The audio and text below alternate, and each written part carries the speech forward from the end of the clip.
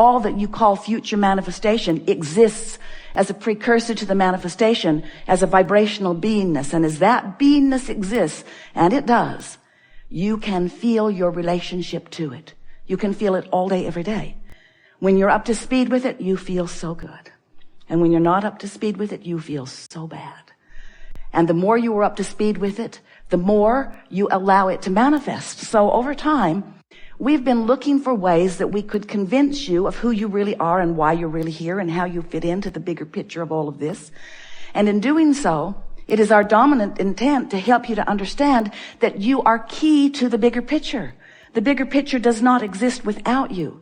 You're the leading edge part of the bigger picture, you see. You are the leading edge part of the whole picture. That's a better way of saying it. The whole picture includes you, and you are an important part of that whole picture. So as you sift and sort and experience life and know what you don't want, there is a knowing of what you do want, even if you can't, well, we should say even if you don't articulate it. Because it isn't the easiest thing in the world, is it? To focus upon what you want and to speak words about what you want when you're right in the middle of what you don't want with all the vividness of that. You were so good at interpreting your time-space reality through your physical senses, you don't even know you're a vibrational being doing that vibrational work. And yet everything you see is a vibrational interpretation. What you smell is too. What you hear is too. What you taste and feel with your fingertips is too. Everything that you are translating is a vibrational interpretation. And you say, no, it's not a vibrational interpretation. It's reality.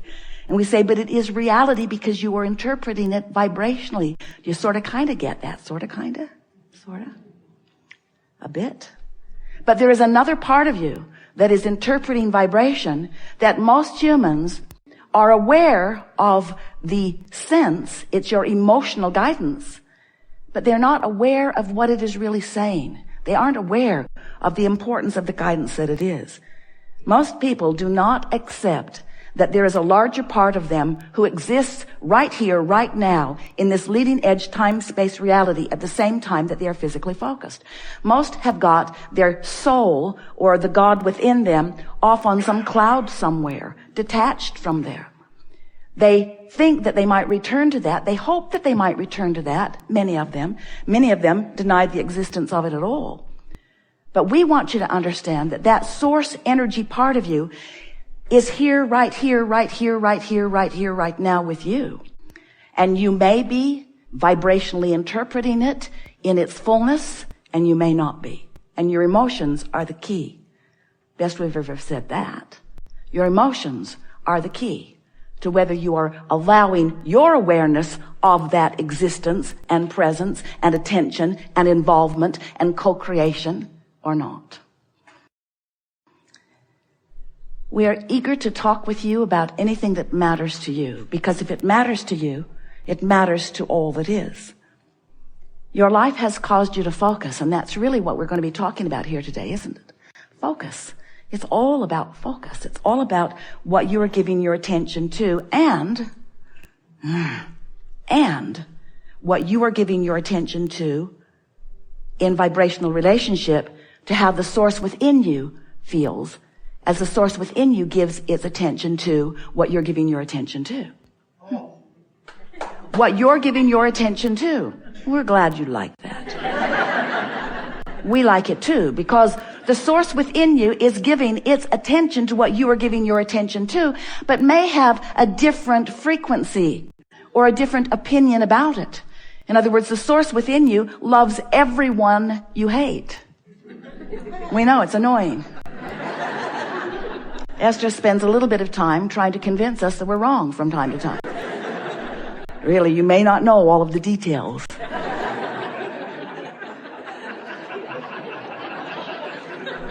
But the source within you is aware of what you're aware of and has a frequency that is being offered, and we want you to know it's the dominant frequency. It's the frequency that will survive your physical death. Didn't mean to bring that up, but it will.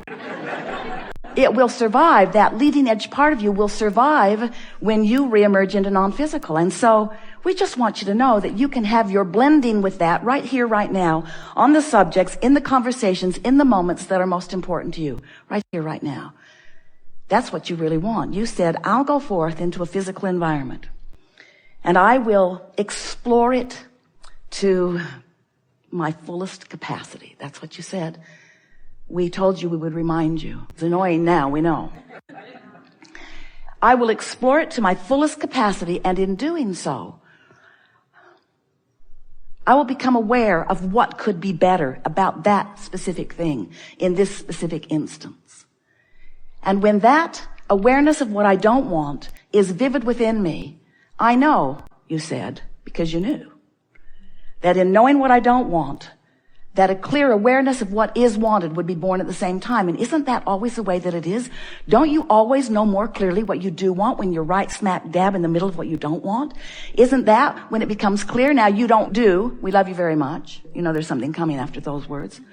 We love you very much. You don't do a very good job of being a vibrational match to what you do want when you're just experiencing what you don't want, because what you don't want has your, in many cases, full attention. Your physical, human, undivided attention. And often, in speaking about what you want, even though you're using positive sounding words and maybe even smiling as you say them, as you're talking about what you want, often the reason that you want it is because you don't like not having it. And so your words, but more important, your vibration is all laced with the absence of what you want. And you just can't allow what you want into your experience when you are vividly active in the vibration of what you don't want. It just doesn't work that way. And you can't speak enough words or pull enough strings or influence enough people through your pulling of strings and offering of words to buck your own current. And it is your own current that we're talking about here. The current between you and you. The vibrational alignment or resistance between who you really are and who you're letting yourself be right here, right now, in this moment of the emotion. So, in wanting you to understand this, we began by saying, you know, you are more than you see, and many of you said, okay. And then we said, and you create your own reality. Seth coined those words, and many of you said, yes. And then you said, yes. We create our own reality? That seems like responsibility. And I'm certain that I wouldn't create this reality, this specific thing, because I don't want it. Why would I create something unwanted? And we say, we didn't say that you create it on purpose. We said you create it.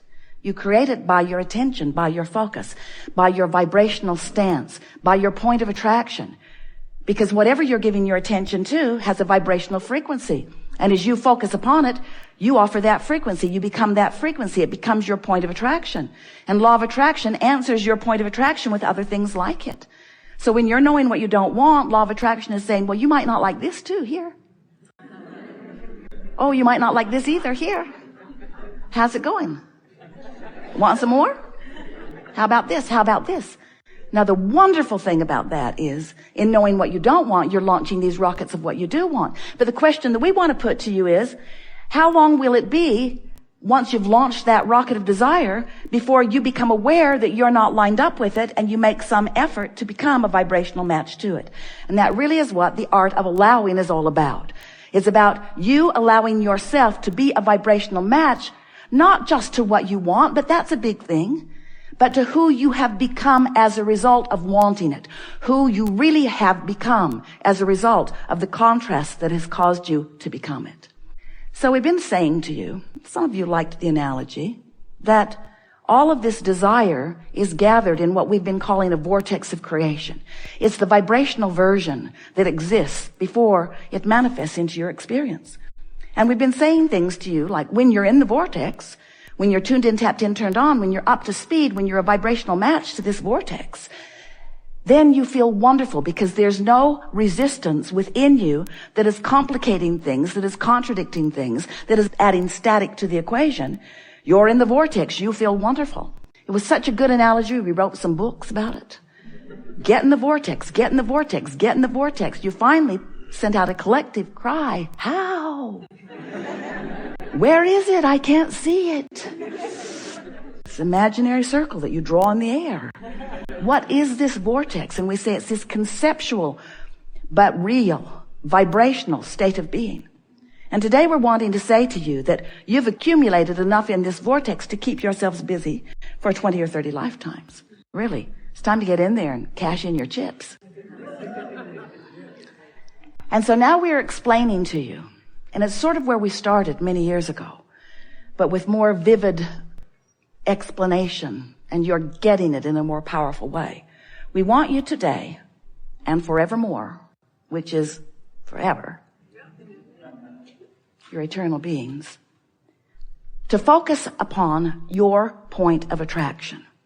Your point of attraction. And by that we mean, let's clarify it, your point of manifestation. Now your point of attraction has already occurred. You sifted and declared, you sifted the contrast and came to conclusions. You launched these rockets and they exist. You have created a vibrational reality. You have.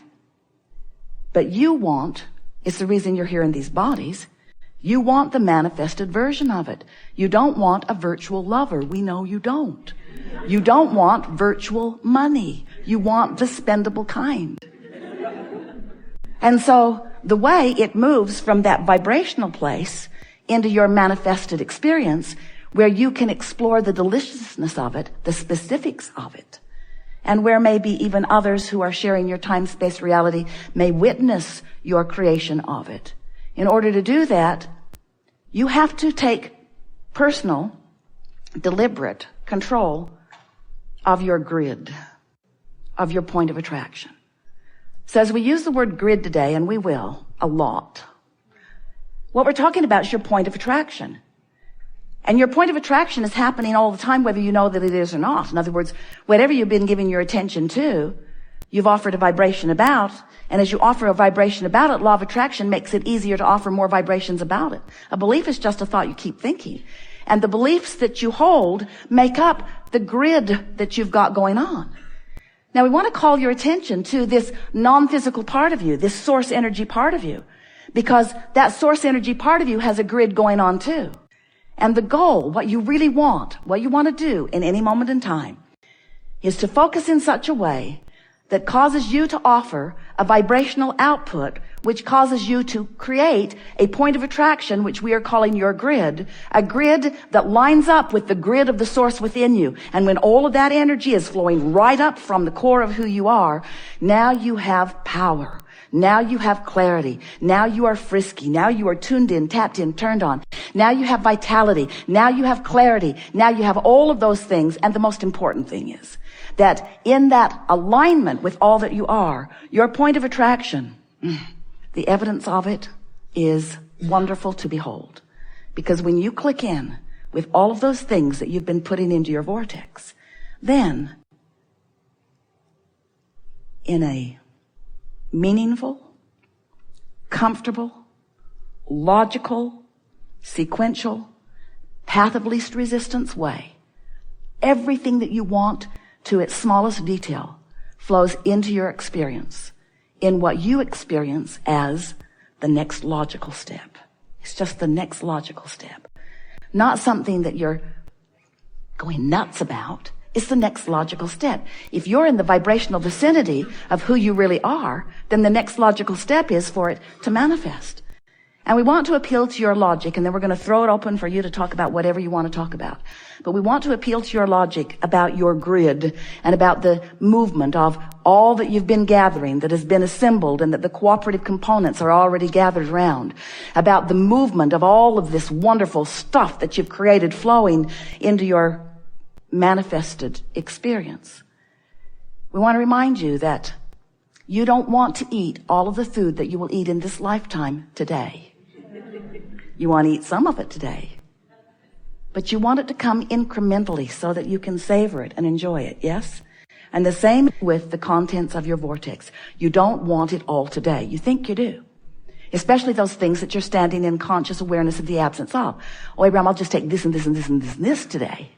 And we say, it's coming. It's coming at the speed and in the frequency and in the path of least resistance, in complete and utter and only response to your vibrational, tending to your grid, to your point of attraction.